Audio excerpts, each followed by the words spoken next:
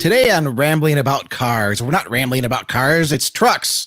And in fact, we're going to revisit maybe, possibly a Ford F-150 Lightning coming back. That's shockingly exciting. We're going to talk about that. We're going to talk about some of the older Lightnings. We're going to talk about some other cool, crazy concept trucks. It's just the truck episode. So ladies and gentlemen, truck titans around the world, it's podcast time. I'm Christopher Smith. Across the way is Chris Bruce. What's up, Bruce? Not much. Happy to be here. And tonight we have got Motor1.com senior editor Brett Evans with us. Yes, and he likes trucks. He likes other types of stuff. But we're, like we said, we're going to be talking trucks tonight. Starting out with that, we're going to be talking about a rumor that we heard about Ford reviving the Lightning name. You know, that there could be a new Ford Lightning, and it's not necessarily going to be a, supercharged F-150 pickup with kind of a street speed kind of styling going on to go with the Raptor. Instead, they're going to use the Lightning name on the electric version of the F-150, allegedly, which is kind of interesting. Well, I mean, how long have we been talking about it, Bruce? If you're going to have an EV pickup truck, it's sort of a no-brainer to call it Lightning. I mean, it's just a rumor at this point. Right. I would like to think that Ford has been listening to Rambling About Cars and saying, gosh, those Chris's kind of know what they're talking about. Maybe we should call this the Lightning, since there's all kinds of electricity running through it. Of course, Brett Evans, I mean, Brett's our big truck guy. And Bruce, you wrote the article about the rumor. The rumor, yeah. I mean, what can you guys tell our listeners here about what this potential Lightning might be? Because like you said, it's not going to be an SVT vehicle from what we understand, but it's still going to, I mean, Ford's been saying their electric F-150 is going to be their most powerful ever. So, what are we looking at? Well, I think it's definitely going to be a pretty impressive machine performance-wise. We know that, like you said, they've promised that it's going to be incredibly capable and do everything that an F-150 is able to do. A few years ago, when they were working on the prototype, they showed it towing a 1 million pound line of train cars. And it got them up going, 5 or 6 miles an hour, but that's still pretty dang impressive. 1 million pounds worth on just EV power. So I don't know. I'm really curious to see how they're going to live up to. It's a very legendary, important name in Ford's history. I'm curious to see how they're going to live up to it. Yeah, and so from what we have seen, spy shots of this vehicle under development, or we have an inkling of what to expect. We don't know for sure. One of the interesting things about it is that, so the image for our non-YouTube watchers right now, they're adding kind of a beefy frame underneath, or at least they have for the development vehicles we've been looking at. We suspect that's probably for kind of supporting all of the batteries that we know must be underneath this truck. But if you're not watching on YouTube, you can see there that frame is a lot bigger than we would usually expect to see under an F-150. Like they're throwing some metal underneath this thing. Well, and I mean, we know it's an electric vehicle. We know it's going to be heavy. I mean, the modern trucks are already heavy. How heavy is the new F-150 EV going to be? And like you said, is that just for development purposes? Is that we don't know yet. Some extra protection under there? I mean, I'll say this: when you look at the spy photos, that frame is like abnormally prominent. I have to believe that that's not a final form, that we're seeing some sort of development item that's in place here. Yeah, they could very well just be trying really hard to protect those batteries and stuff, because those are very expensive components. Or maybe that's what's necessary to build a truck like this. We kind of don't know. Again, for our non-YouTube folks, the image we have up now is of the rear end, which is kind of the best look we've gotten so far. And we were talking about beefy batteries. This thing also has a really big electric motor, or at least a really big electric motor housing. And we can see the half shafts coming off of it. We definitely know rear wheel drive is going to happen. We're almost 100% certain all wheel drive is going to be available. We don't really know. Maybe it's going to have one motor up front. Maybe it's going to have two motors up front, but there's no way in hell Ford's only going to offer this with rear wheel drive.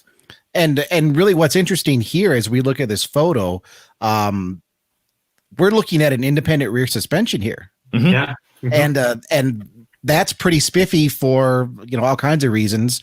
But I mean, if you're running a big electric motor on the, I guess you could still have a solid axle setup if you're just running a big motor in the back, right? But Ford seems to be going independent here on the back axle. What do you guys, what do you guys think about that? How do you feel about that?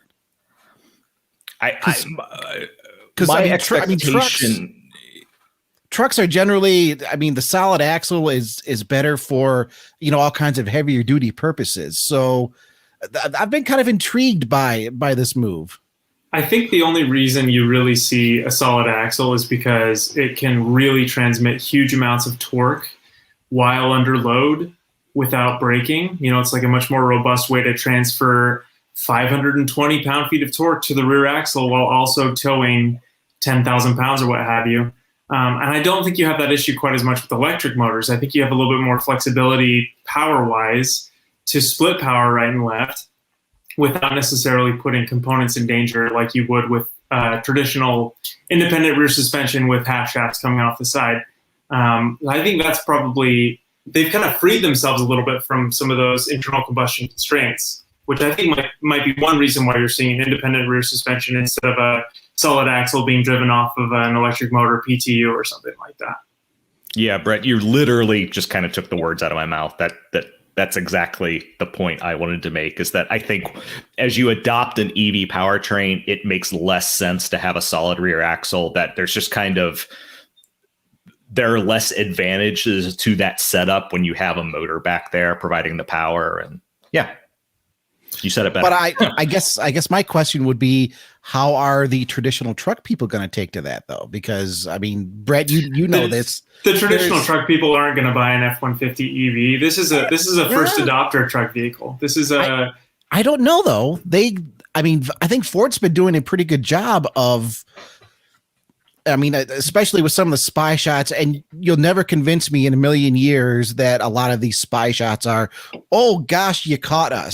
This is free publicity for them. And of course, with the lead up, like with, the pulling the train cars, I think Ford has been doing a pretty good job of billing this not as something that completely changes the truck segment. It's just, hey, it's the best selling truck just with an electric powertrain. I think they're still banking really hard on traditional truck buyers going for this. I'm going to try and catch you a tiny little bit here, Smith, because I think someone could probably have made a similar argument about the Mustang Mach-E 2 years ago. And we know how Mustang faithful took to that vehicle. To your point, this does have a F-150 design and very traditional truck 3-box shape and everything like that. But I don't think calling it an F-150 is really going to make truck people be like, all right, cool, I can trust this, any more than calling the Mustang Mach-E meant that traditional pony car people could trust that version of electric power. So I kind of think that this one is going to appeal to early adopters and maybe Ford faithful early adopters and a small segment of current F-150 owners who are open to the idea of an EV powertrain. I kind of think it's baby steps towards a full EV lineup, though. I don't think this is really going to be their big splash. I see what you're saying with the Mach-E comparison, but I think that would be more accurate if we were looking at spy photos of the Ford Maverick and saying, "Oh, that's the new F-150." No, yeah. Nobody would take that. But when we look at these spy photos, it's big, it's beefy, it looks like an F-150. It's just going to have electric power. I don't know. You raise some interesting points, and obviously this is going to be Ford's first real kind of foray into that segment. So, yeah. What do we know? What else do we know about the EV F-150 here that we haven't really discussed? Because just to kind of jump back to this whole Lightning rumor, Ford hasn't been shy about saying this is going to be their most powerful F-150 ever. So, does that also kind of tie into what we were just talking about, Brett? Maybe with trying to connect with a with the truck buyers? Yeah, totally. I mean, the current most powerful F-150 is an EcoBoost. What's it called? The Power Boost hybrid V6, which is. I mean, I can't remember the exact number, something like almost 600 pound-feet of torque or something like that. Like, it's a staggering amount of power for a half-ton truck. So, and that, to that vehicle's credit, it's gone very well with traditional F-150 customers. It's an expensive option for sure, but like, everyone who has one loves it, and they're grateful for both the power that it provides, that good trucky low-end torque, and then also just being an efficient hybridized version of the truck they already love. So, to your point earlier, that could actually do very well for Ford with the F-150, the alleged F-150 Lightning. It might be really, they might be able to come out and say, hey, this thing has 750 pound-feet of torque for you to tow your 15,000 pound boat. They might be able to really make a splash with that and attract EV customers in a way that no current electric vehicle can do. So that would be pretty impressive. I don't know. I'm excited to see it though. I'm definitely very curious how they're going to kind of take this very traditional pickup and long-standing history and convert it to an electric vehicle. It's going to be a interesting transition for sure. Well, I mean, if the rumor is accurate, I mean, Lightning, that's not just a powerful kind of classic pickup truck. That's always been an on-road high performance street truck. So, I mean, it has me spinning in several different directions here as to what it could mean if it even happens at all. Yeah. So a couple of things. First off, going back on what you said, what do we know about this truck? So the image we're looking at now for on the video portion is the teaser that Ford put out. And that shows kind of a pretty heavily altered F-150 front end. It's familiar, but it's got this massive LED kind of bracket, I guess I would call it, on the front end that goes across the hood line and then down through the headlights. So I think it's pretty safe to expect that in terms of styling.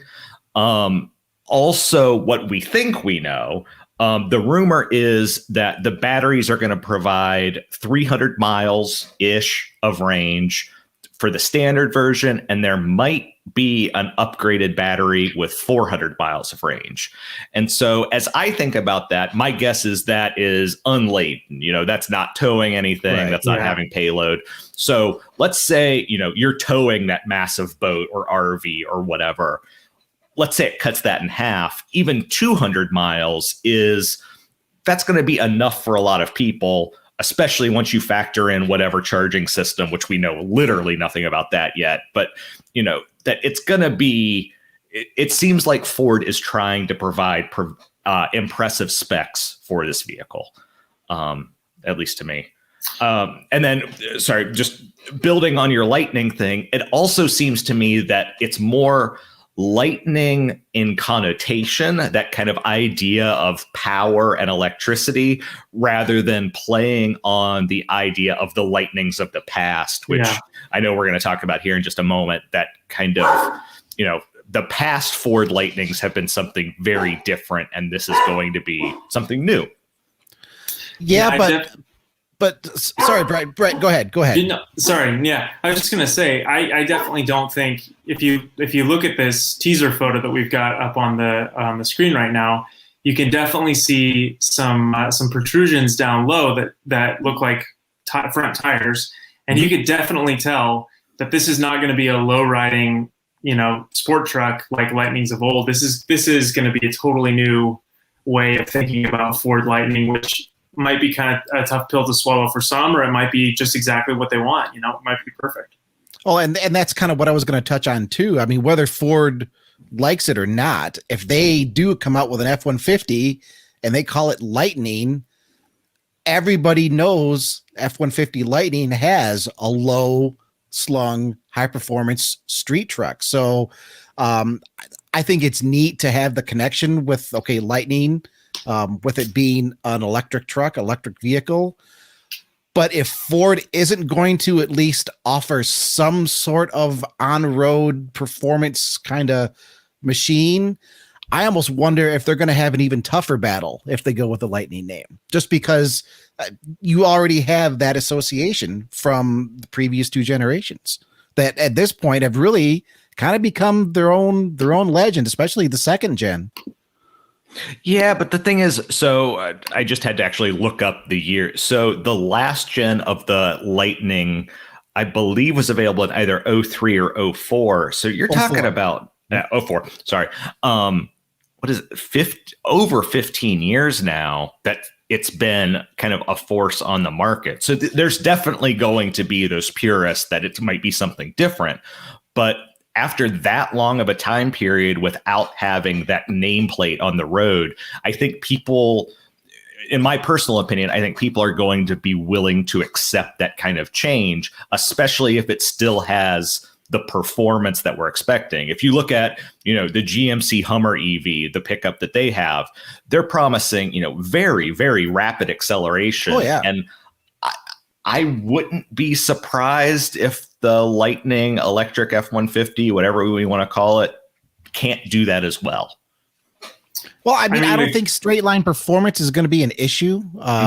And maybe I'm getting a little ahead of myself because we're going to talk about the classics later. But Ford also, I mean, SVT back in the day, they baked in, well, as best they could, they tried to bake in some decent handling for a truck. So that's true. I mean, a big full size battery electric truck.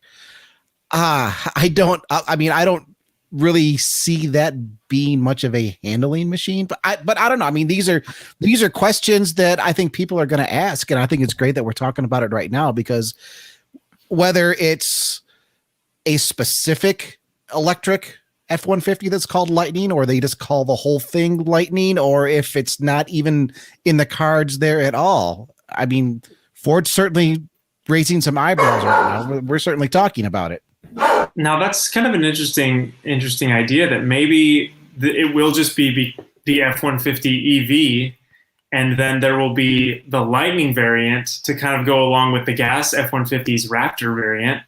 That's kind of an interesting idea. I would love to see, because I really like the original Lightnings. I think they're fantastic, and you can't get anything like that on the market anymore. They don't make a lowered sporty, in any segment, they don't make a lowered sporty, good handling truck since I think like the Tacoma X Runner of like 2010 or something like that. And that would be really cool to see. I mean, that'd be really cool to see Ford be like, okay, you know what? If you want to go really fast off road, you can either get the Raptor or you can get like the F-150 EV FX4 or something like that. But if you want to go fast in a straight line or around a corner, go for the F-150 EV Lightning. Like that would be my absolute dream, is if they really decided to lean into this Lightning mythos in an electric vehicle by making it an on-road handling machine. That'd be really cool.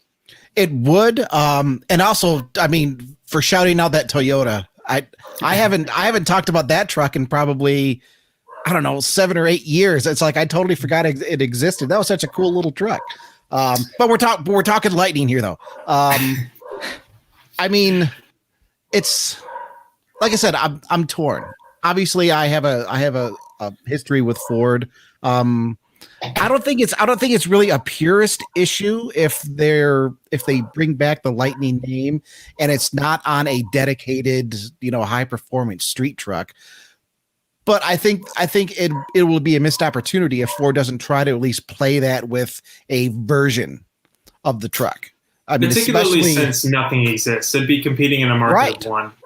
And admittedly, back in the day, the on-road performance trucks never did that great. And then here comes the Raptor, which is the high-performance off-road truck, and that thing just goes gangbusters, to the moon, right? Yeah, right. So, I mean, if you're looking at it from a bean counter standpoint, might not make much sense. But if you're already looking at an electric F-150, has probably a fairly low volume seller, and when it first launches, I mean, it's probably not going to be raking in the sales like you see regular F-150s do. No, maybe it's an opportunity for Ford to say, well, hey, let's try this a little bit of an angle. We'll see where it takes us. I mean, Ford has experience doing extremely low volume halo products. The reborn Ford GT, and then the most recent Ford GT. They're extremely expensive to develop. They don't really sell in huge numbers, and they cost a fair amount of money. And I think they could probably do the same in the electric truck space and really kind of build maybe $100,000 or $120,000 high performance, lowered, sporty, four-door, reborn Lightning sport truck. I'd love to see that. I think they should do it.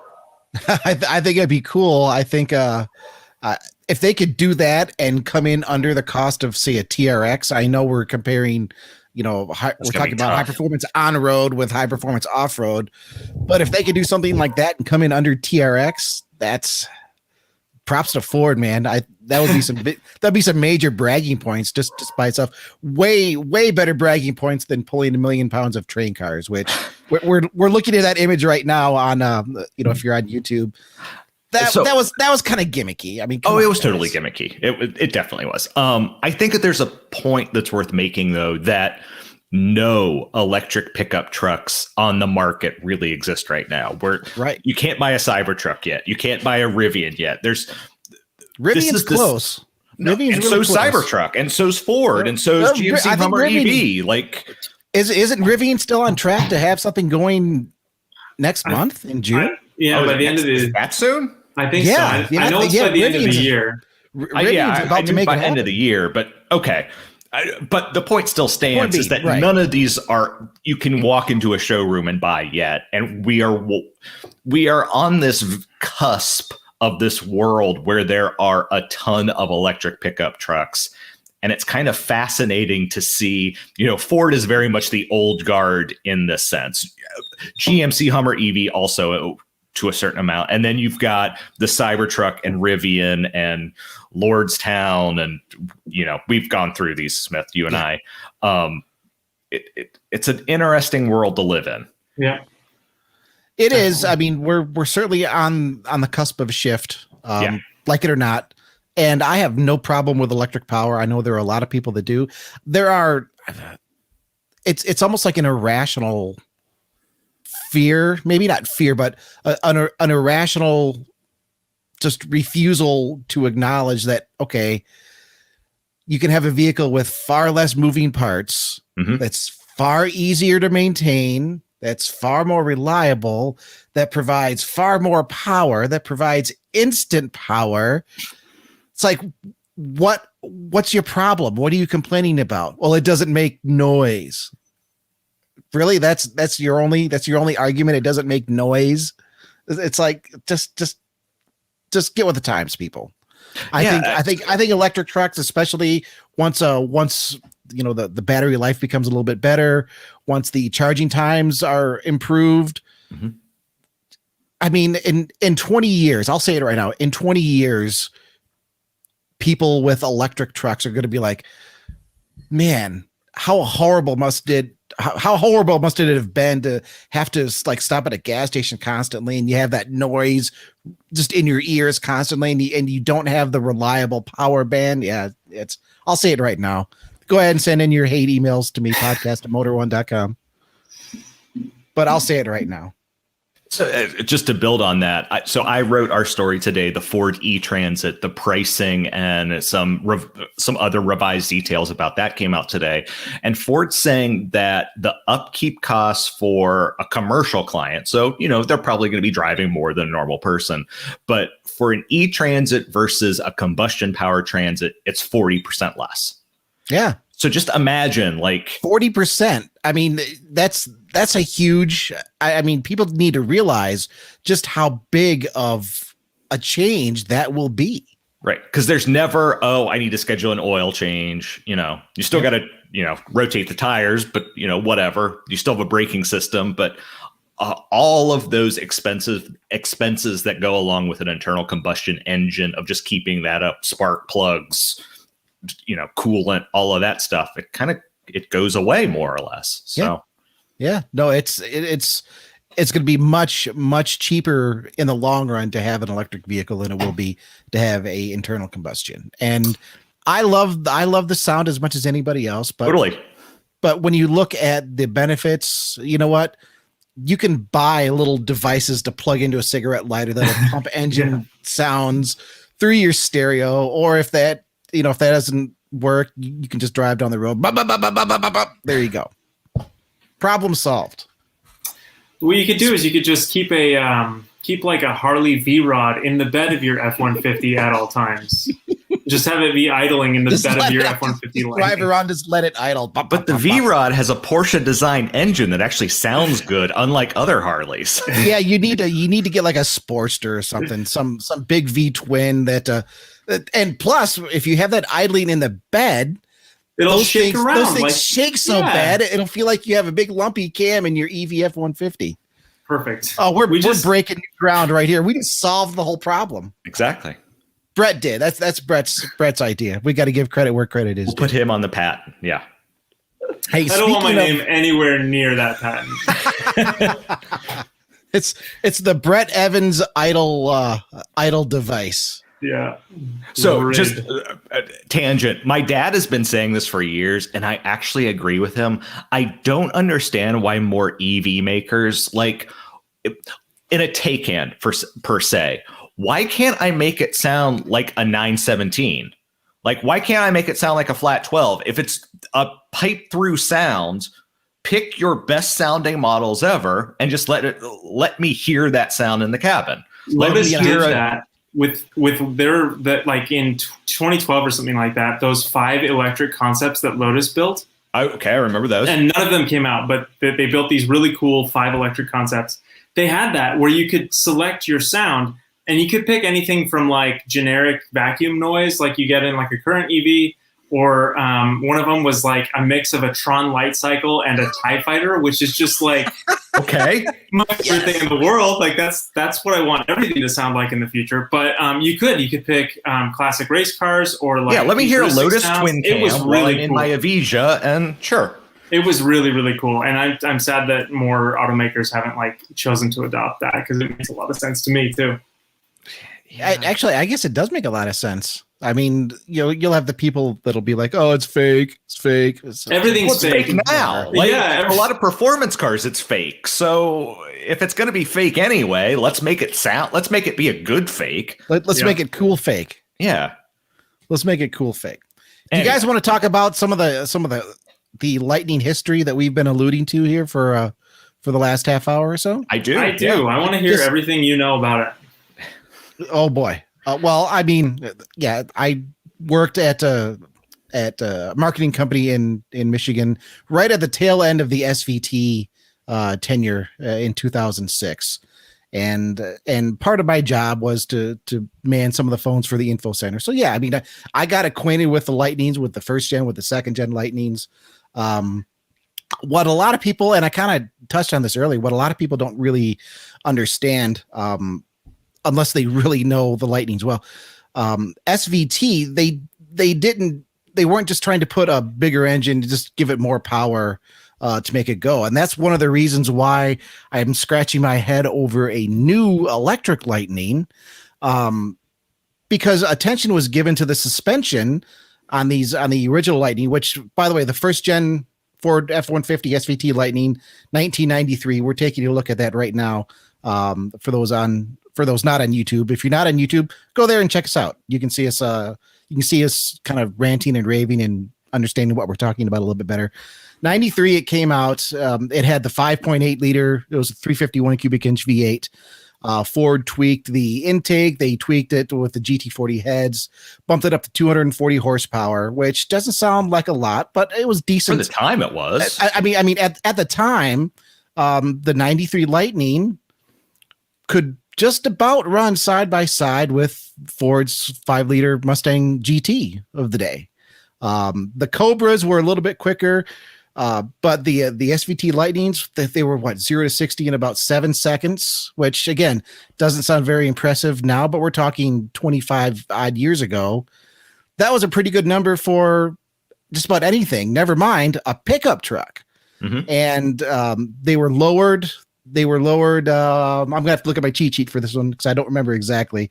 They had a 1-inch drop in the front, and they had a 2.5-inch drop in the back. So it actually sat quite a bit lower. The suspension was tuned for better handling.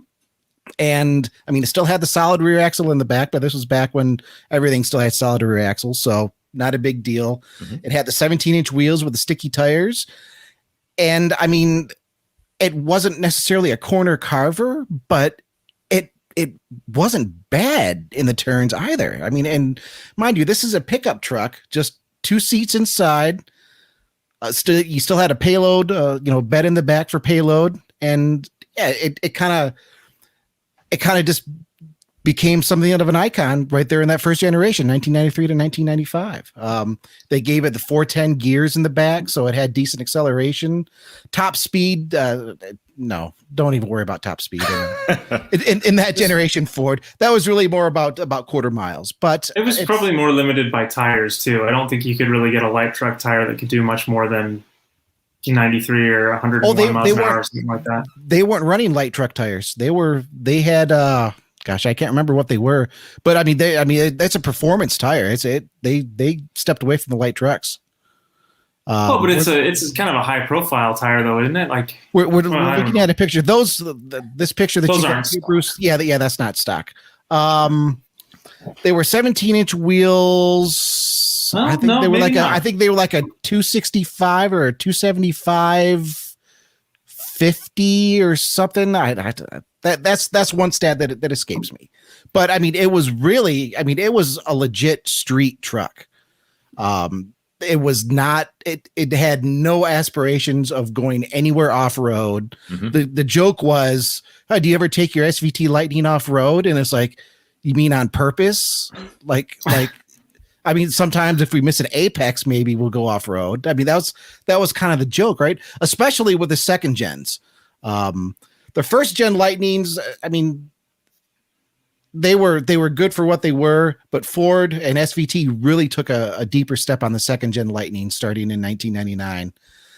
Those first 2 years, I mean, this was when SVT, in my opinion, was really just, it was like they could do no wrong. Okay. They were on the cusp of having the 0304 Terminator Cobras. They were horsepower hungry. That second gen Lightning started with 360 horsepower. It had the 5.4 supercharged V8. In 2001, they upped it to 380, and they did a lot more suspension tuning on those trucks. And and even to this day, when you look at the 99 to 04 Lightnings, especially the 03 and the 04 Lightnings, I mean, their values are still up there. They people that have them, they don't want to get rid of them. They've absolutely attained I think it's beyond a cult status, a cult following. The performance that those trucks had from the factory, you're talking a mid 14-second quarter mile, 0 to 60 in about 5 seconds, provided you could get it to hook up, because 380 horsepower with just the empty bed in the back, they had trouble hooking up. But if you put some slicks on them, I mean, I remember seeing people breaking into 13s with stock trucks, just with a good set of drag radials on the back going to the track. And this was a truck that still hauled, it could still tow 5,000 pounds. And with his suspension tuning, and I mean, I remember seeing some people tracking these trucks that, okay, you know, it's a truck. It was still like 4,600 pounds, I think. But what does a new GT500 weigh? More than right? that. Right. I mean, I think at the number, it's more than that. What's more? The GT500 is at least that or more. Because I was looking at the numbers for a story recently. Oh, okay. Yeah. I mean, a new GT500 is pretty much right there. It is. Totally. And I mean, just the stance of the second gen Lightnings, the combination of the power. Ford has a lot to live up to. If they do bring back that Lightning moniker, even though it's not going to be SVT, well, we think, I don't know. I mean, maybe they could do some sort of SVT thing internally. I don't know. But there's a lot of history that goes along with that moniker that, whether Ford wants it or not, they're going to get a lot of attention if they do call it the Lightning. And you know what? I hope it can live up. So just to clarify, I'm looking at our GT500 review now. We quoted it as 4,171 pounds for the modern. Okay, so it's a little less. It's a little less. Yeah, I was wrong, but we're still talking about a body on frame pickup truck. Yeah, exactly. You know. And the other thing is, to me, what we're looking at now, the second gen Lightning to me is the Lightning. I don't know if it's certainly out of my wheelhouse. I was also a younger person at the time. I don't remember ever seeing a first gen Lightning in my area. I lived in northeastern Ohio. They either didn't exist or they blended into such an extent that I never noticed them. Whereas the second gen, to me, that I look at that like, oh, that, okay. I immediately recognize that as a Lightning. You know, I don't have production numbers right in front of me, but I mean, you can look them up online really easy. SVT never built their vehicles in the same kind of volume as you would expect from other automakers. The idea was these are going to be niche halo vehicles. They're going to be special vehicles that not everybody can own. And they really kind of kept the production in check. And the first generation, the 93, 94, 95, I won't say they were a surprise, but I mean, we've gotten so used to seeing automakers in the development phase and listening to automakers talking about vehicles sometimes years before they're released. Back then it was just kind of like, oh, by the way, here, check this out. Yeah. You know, we lowered an F-150 and, you know, we have the bigger engine in it with a little bit more power. I mean, it wasn't an afterthought, but it was more of a, okay, we have this new performance team, you know, let's dip our toes into some water. We'll see what we can do here. And then the second generation Lightning in 99 is where you really start to see, okay, we're going to put a lot more thought into this one and we're going to take it to the next level. And I mean, that was the fastest pickup truck in the world. I forget for exactly how long. It was like the 04 or 05 Ram SRT was the one that finally broke. The Ram SRT finally got up there.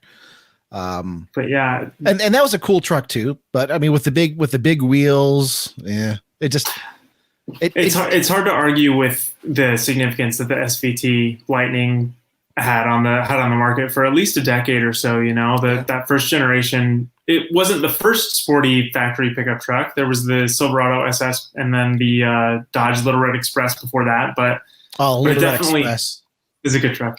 But it definitely was like kind of the first really hardcore, holistic, concerted like build that an automaker really had in the segment. It really kind of influenced. I don't think the SRT10 would have existed without it. I don't think the Tacoma X Runner would have existed without it. It really kind of was a very standard bearing vehicle for a long time. And I mean, Ford was ready to do the SVT Lightning for the next generation in 2005. And I mean, they had prototypes up. They were looking at making it happen. And that was when, you know, pretty much everything changed at SVT. Ford decided to mainstream the group because up to that point, I mean, it was still a Ford property, but I mean, SVT, you know, as we talked a few weeks ago, Bruce, with John Clore, SVT had its own kind of building, its own people. It didn't have to answer or go through some of the other chains that some of the other groups did, and they had a lot of autonomy. And then Ford decided to mainstream that, pull that back in. And that's when a lot of things just kind of went away. Unfortunately, it kind of seems like the same thing is happening with SVT and Stellantis now that, you know, SRT. I'm sorry. Yes. Yes. SRT, SVT, SVE, SVO. I had 2 out of 3 letters, right? Come on, give me credit here. But the same thing is happening with Stellantis now, is that the stories we're seeing is that those engineers that were in that SRT team is that they are kind of going out into other sections of the company.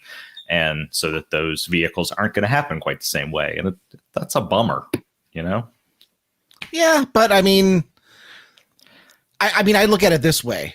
I was a huge proponent of SVT and was very sad to see it go away. But I mean, these days we have just some epic performance vehicles, not just from Ford, but I mean from GM. I mean, the C8 Corvette is I think is amazeballs. Mm-hmm. I love the Camaro. I'm sad to see that apparently a lot of people don't want to buy one. It's kind of dying on the vine. And as much as I rail on on Stellantis and Dodge and Jeep for just wanting to SRT all the things, or Hellcat all of the things. I mean, come on, you can't be a car nerd, you can't be a performance nerd and not smile over a 703 horsepower pickup truck.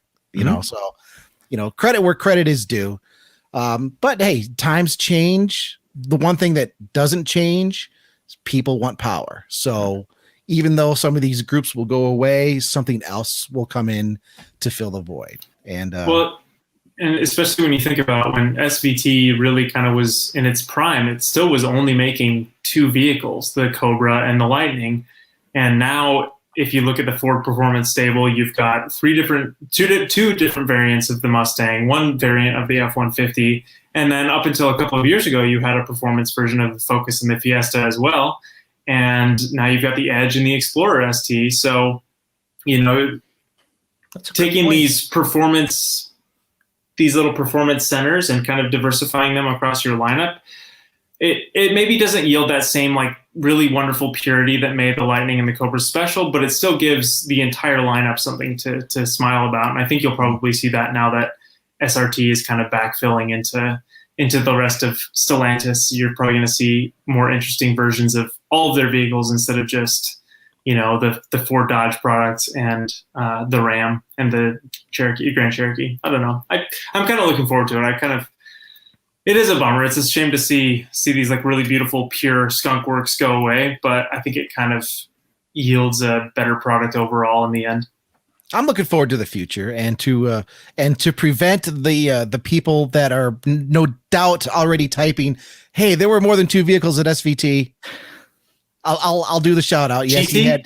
you had technically, the Ford GT was an SVT product, but you also had the SVT Contour. Oh, and the Contour from 96 or not 90, from 98 to 2000, and then you had the SVT Focus that kind of took the place for the Contour. Brett mentioned the Focus, so I mentioned it as part of Ford Performance. It was my bad. They had 3 vehicles. No hate mail required there, folks. You're right. Not just 2. You're right. And the only reason I say that is because I had a club for shows and SVT Contours, and I wanted a Contour really bad. I was so deep into those cars. I feel bad for forgetting it. I wanted one so bad when I was 16. Well, look around because you can still. I mean, you can find an SVT Contour for like $1,500. Pull the 2.5 out. Really that cheap? Yeah, so many of them just got beat up so bad. Yeah. It's hard to find one that hasn't either been beaten or modified. So just find a cheap one that maybe needs some engine work, because it's got the 2.5 that was really only used in the Contour. Yank that engine out, do a 3-liter Duratec swap. You get the same horsepower as the SVT Contour with a little more torque, connect it up with the manual transmission, go out and have fun. Okay. Sounds like a plan. Fair enough.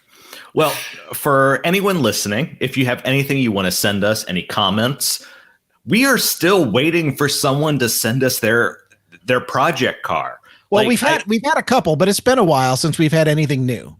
It's been a long while. We're on episode 18, and it's been months, friend. So, yeah, tell us what you have going on with your project cars. We definitely are going to devote an entire episode to project cars. Once you send us enough, to the vehicles that you're working on, to the vehicles that you're excited about. So yeah, send them on into us. podcast@motor1.com. You know the address by now. Yeah. The other thing is a correction from last week, and this was from a YouTube commenter. I said that the Civic arrived in the US. I either said 76 or 78. I didn't go back to listen to the episode because, sometimes when you're talking, things happen. The commenter said it was 73, and he was absolutely right. It is 1973. Yes. In fact, if you search 1973 Honda Civic review, Car and Driver has actually republished their review of the 73 Civic. So for anyone who wants to read that, and I'm actually probably going to read this later on just because it's, it's interesting. I wonder how it stacked up at the time. It's still available. So, that was my mistake. Admittedly, I was born in 85, so well after the Civic. Shame on you. Yeah, I was guessing. I thought I didn't know what it was later in either. the 70s than it was. And actually, before this show, we were talking that we thought that when the Civic debuted, it was the SVCC, which was Honda's name for kind of its very clean engine burning process.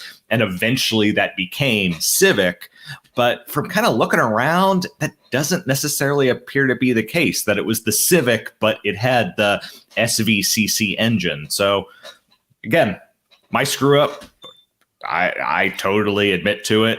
73 was the first year of the Civic. So thank you, commenter. And I probably said something wrong, or I'm going to say something wrong later in this episode. So are you kidding? Go ahead and tell me. We ramble like crazy. We constantly say things wrong. That's part of the that's fun of it. rambling on cars. You say certain things. Granted, 73 to, if I said 76 or 78, I was within 3 to 5 years. Close. Give me a bit of credit. Like, Close. I didn't say we 87. We are saddled with the terrible responsibility of knowing everything about all cars ever That's right. created. That's one of the crosses that automotive journalists have to bear. But especially when talking on a podcast and not being able to look it up for a story. We're such a persecuted group of people, aren't we? Oh my That's right. goodness. Yeah, we are. We're terrible. Yeah. I mean, I can hear people hashing on the keyboards right now. OMG, I cannot believe you don't know the tire size of the SVT Lightning. Enter. So I'll field those emails when they come in. Podcast@motor1.com. Let's talk about some more trucks. Yeah, we talked about that don't have blue oval badges. Well, maybe. I don't think any of them do. Some of them maybe do. some of them might. Some of them do. Yeah. So we talked about what might be the new Lightning. We talked about what was the old Lightning. But Brett, almost a year ago to the date, I've got this the story up here, April 29th. So we're basically a year old. You wrote a story for us about pickup truck concepts. And it's a cool story. And unfortunately, you never really got to kind of talk about it after you wrote it. So we're going to talk pickup concepts. Some of the ones are the ones that you covered in the story. We kind of found some other ones that were interesting as well. But let's talk weird truck concepts. How's that sound? Let's do it. Cool.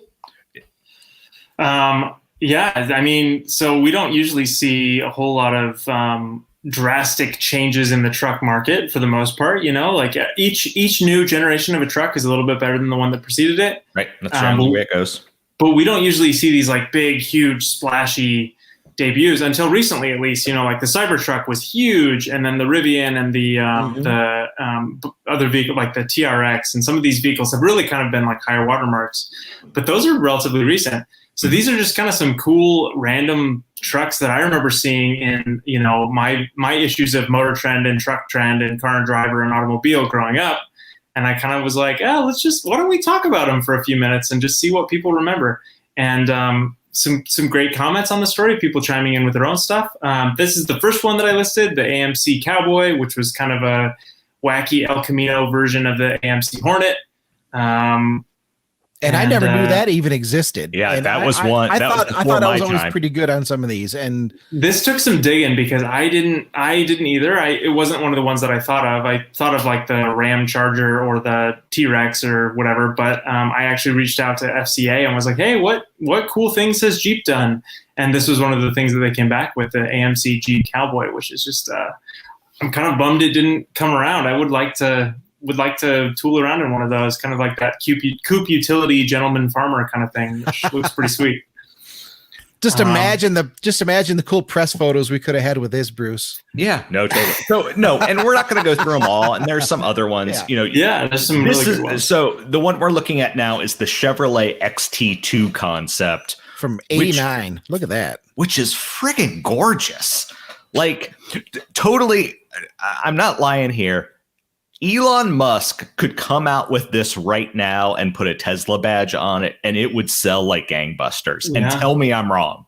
Yeah, but the Tesla fanboys, you could put a Tesla badge. Yeah, that's not a fair. That's not a fair litmus test of any vehicle. On a 40-year-old refrigerator. I hate you guys. Oh my god! But no, Bruce, I agree. This thing looks fantastic. It's gorgeous. It's wonderful. It's beautiful. I mean, so it's a very swoopy shape. It's, it's not we kind of think of that 80s vehicle, that kind of Giugiaro, very kind of sharp lines, that DeLorean or Sirocco or things like that. This is not that. This is very smooth. This is it's really a pretty vehicle. And I understand, like, no one would buy this. Like, it's not really a functional vehicle, but it's gorgeous. I mean, it could be, as long as I can reach over that rear gate and put stuff in the back. Well, yeah, there's no tailgate there, but for a production version, you add a tailgate and you're done, basically. And you add some taillights, which this doesn't have. But Brett, I love what you said in this article. The XT2 looks like the consequence of a one-night stand between an F-body Camaro and an El Camino. He's not wrong, and you're not wrong at all. I mean, it's a low slung car based truck. But I don't know when the F-body design study was revealed. I think this might have predated it a little bit. So this really might have been the kind of the original sketch for the F-body Camaro, that final generation Camaro that came out in 94, 93. Not 93. Yeah, this could be one of the earliest design studies for that vehicle, and then it kind of, they're like, okay, well, what if we take this and actually turn it into a proper two-door coupe? That could have been. Yeah, I do see some of that in the front clip. I see a little bit of that maybe in that B pillar in the roof, kind of there, just a little bit. I mean, obviously the Camaro doesn't have a big honking bed behind it, but yeah, that thing. So Brett. We got to go back in time a little bit. And this is a vehicle that, again, for our non-YouTube audience, it actually existed. This is a BMW M3 pickup truck. And it existed. This was the story that was told. This was the shop vehicle for the BMW M team. So whenever they needed to haul bits and pieces around the shop, this is what they used. And you can see that it's kind of a E30 Cabrio that has had the rear seats and trunk removed. It's got kind of diamond. So much diamond plate. Oh steel. All the diamond plate. Yeah, in the back for hauling parts. But this was a one-off. This vehicle existed. It was never going to be a production vehicle, but this is what hauled around parts for BMW M. And as a BMW fan, Brett, and also for me, I love this stupid thing. It was never going to see production, but thank God someone built it. It kind of makes you wonder how difficult. So I think they used. I might be completely off on this, but it looks like it's got the roll bar from like a Bauer TC 3 Series. Maybe. But it makes me wonder how difficult it would be to reproduce. Like if you had yourself a rusty E30 Cabrio that you just weren't going to do anything with, I kind of wonder how difficult it would be to reproduce this. It's like it's finished well, but it certainly doesn't look factory finished. I feel like if you were you can see like the panel lines, like they're ginormous. Like this was not ever going to be a production vehicle. This is just literally, this is a shop truck that a bunch of German engineers decided to hack together, and they did a damn good job of it. I mean, I just would love to see like a Le Mans team pull up with like a rusty E30 318i towed by a rusty M3 Cabrio pickup truck E30 monstrosity. Like, I think that would be so cool, and I don't think it would be that difficult. I mean, if you were relatively skilled. Here, I've got another angle of it here. Just 1 second. Yeah, it probably wouldn't be. I mean, especially you're already starting with a Cabrio. You don't have a big roof that you have to remove, right? Yeah, there you go. So it's just going to be going in, getting the rear seats. I mean, you can see the soft top on the roof, like and things cut out. And it doesn't even look like they bothered to, in building the M3 pickup truck, it doesn't even look like they gave it the M3 front and rear fenders. It still has the traditional E30 fenders. So I can't believe that it'd be very difficult to recreate this. And it has me thinking that if I ever decide I need to send in a project car to y'all, it might be one of these. And again, there's not even a tailgate. Like they literally just cut off. You can see where the trunk is supposed to be. Like, yeah, it's a simple build. It's clearly just like a shop build, but it's cool that it's from the BMW M team. Good for them. So before we look at more concepts, just because I have the links up here, here is the successor to that vehicle that apparently once, that vehicle kind of served its time, they built another one out of an E90. So we know that there's almost certainly a V8 under the hood, but yeah, they just decided, okay, the E30 served its time. Here's the new one. And again, it looks like they made it out of a Cabrio. You can see the front section of the hardtop convertible roof, right there. I'm so happy that they did this. It's so great. Yeah.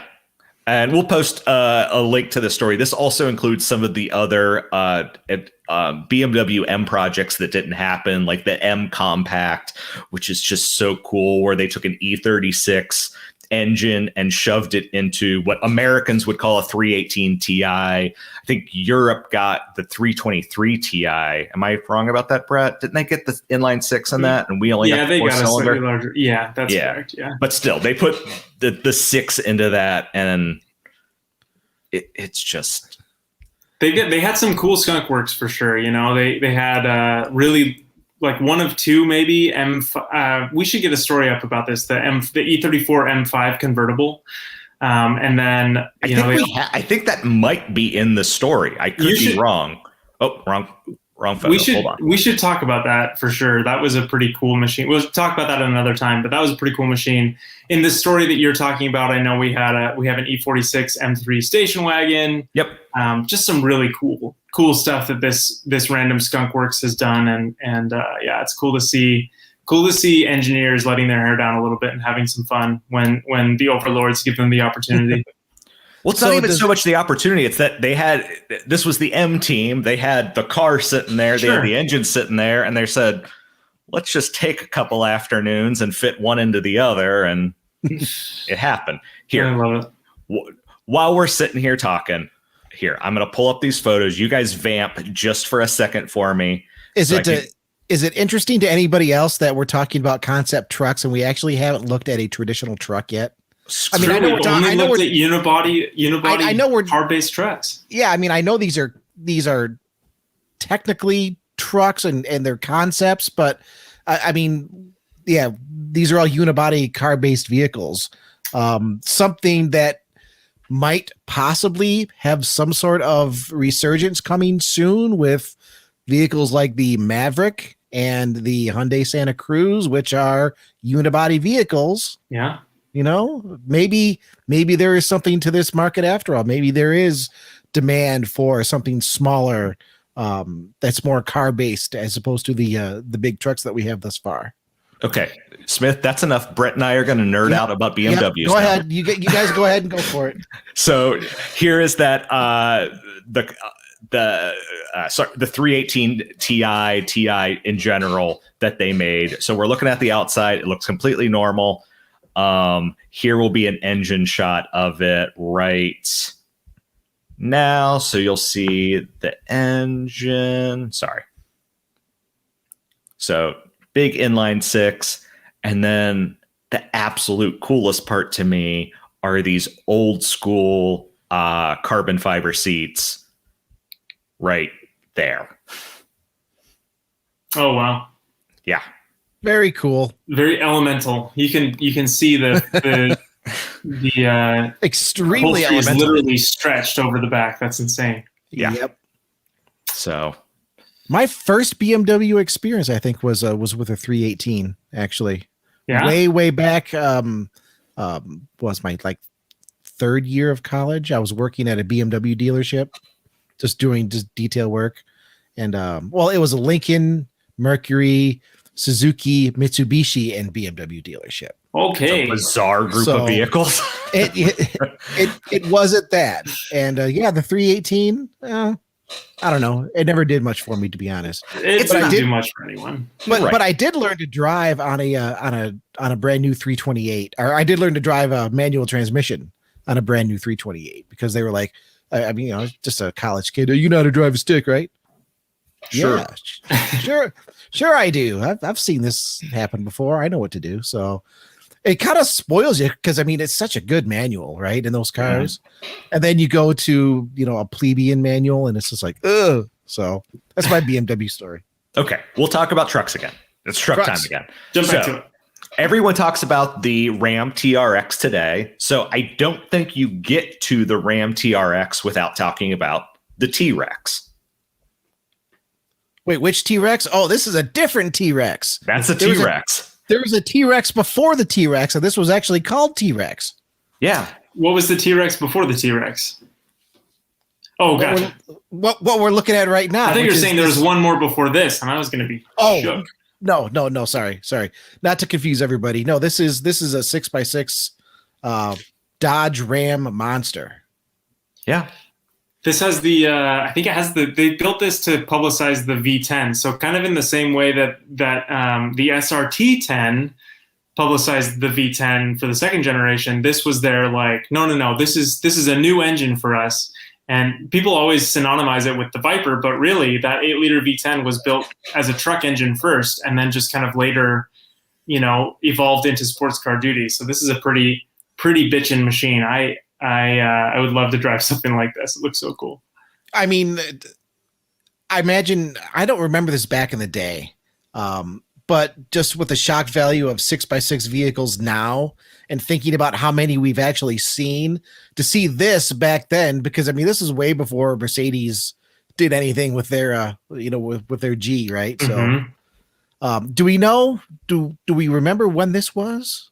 I mean, that's got to be mid 90s. I think it was I think it was a SEMA build. I think it was like SEMA 1990. I'm not even going to try 94, 95. I think it was a SEMA build though. I don't even think it was like a mainstream debut. Oh, I am looking at your thing right now. It is 1996, but 96.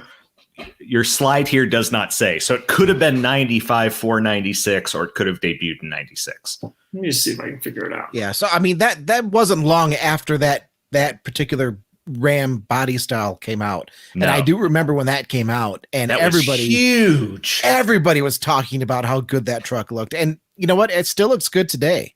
Yeah, it does. I mean, that looks so good. I actually bought one of those a little while ago, and then I couldn't stand how it rode, so I had to get rid of it. We're gonna get some hate mail. It was the 97 SEMA show when it debuted. So I'm gonna have to go back and change my slide text because it is 97. Can hear the haters now. How can you not know when the Ram T-Rex was done? So I gotta share one that it didn't affect me, but like I always thought this thing was so cool, and it's another vehicle that was never going to happen, but I loved it, and so that was the Jeep FC concept. Mm-hmm. That thing looks like it wants to roll over just sitting still. Yeah, it does. But by God, it's cool. And so this is from 2012. Cool. Oh, it's very cool.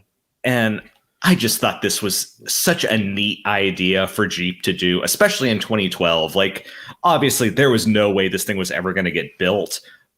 But you can see in the cab that little bit of Wrangler. You can see the tiny, tiny, tiny bit of Wrangler that's left, and everything else was original. And yeah, I think this is another one that I think if you got really creative, you could maybe make happen, because I'm pretty sure the frame and the engine were like all but carried over from like the Wrangler Unlimited. So if you really wanted to get creative, you might be able to make something like this happen. I said really creative is the key there. I don't know, man. These were really cool, and I don't really know why there aren't more forward control trucks out there, because crash regulations and stuff I'm sure make it difficult. But I was just driving a U-Haul rent-a-van a few days ago, and I had 9 feet of cargo room to play with on a footprint that was shorter than even a modern short bed pickup truck. And it makes me wonder why they don't do more forward control pickup trucks, because you can get literally a 9-foot long bed in, something that's less than 20 feet long, which is kind of insane when you really think about it. I kind of agree. I think the Mighty FC would have been a really cool vehicle for them to build if they could have made it happen. So here's one from 2014 so I'm a mini guy, so I'm going to post this. Again, a vehicle that was never going to happen, but I just thought was cool. So this is the Paceman Adventure concept. You can see it's basically just a hacked up mini Paceman, which I've seen them on the road. So for anyone not familiar, the Paceman was essentially the 2-door version of the Clubman. Countryman, yes. Sorry, Countryman. No, now Bruce is getting the hate mail too. We got all we're everyone can get hate mail. We all deserve hate mail. Yes. But yeah, here's another angle on it. I just vaguely remember these and thinking that they were pretty cool at the time. Oh, same photo. Hold on. I think we've established that there's legit interest in smaller trucks. Yeah. I mean, the Dodge Ram T-Rex notwithstanding, I mean, we all have a liking to these smaller vehicles with some cargo capability. Trucks don't have to be big, tremendous, humongous vehicles. And I really think there's an underserved market here, and I'm excited to see where we're going here in the future. Yeah, I kind of want to know where the limit is for what people really desire out of their small trucks, because the Hyundai Santa Cruz in a lot of ways seems like a pretty respectable option for a lot of people who like to go camping or mountain biking or something like that on the weekend, but don't need something even as large as a Chevy Colorado. I think that might just be right on the bleeding edge of what might be too small, because I think the bed is less than 5 feet long, might be closer to 4 feet, and at that point, like, an SUV has folding rear seats, so why not go with something like that? But it still is pretty interesting to see automakers really kind of trying out the truck formula in a smaller package. And so I can tell Brett didn't listen to our last episode, because I made the same point about being able to put a bike in my Outback, but hanging the wheel over the Santa Cruz. But I agree with you that I love the fact that segment is happening between the Santa Cruz and the Maverick. So Go ahead, Smith. Yeah.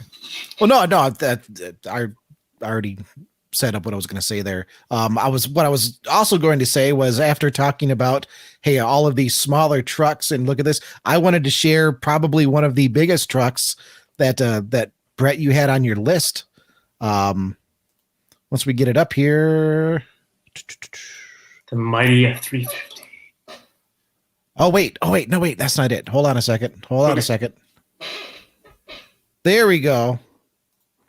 The big old Ford Super Chief. And I wanted to talk about this one because I actually had a personal experience with this when I was doing some marketing and PR with Ford. I was with Crash Parts Division at the time, and we had a booth out at Las Vegas.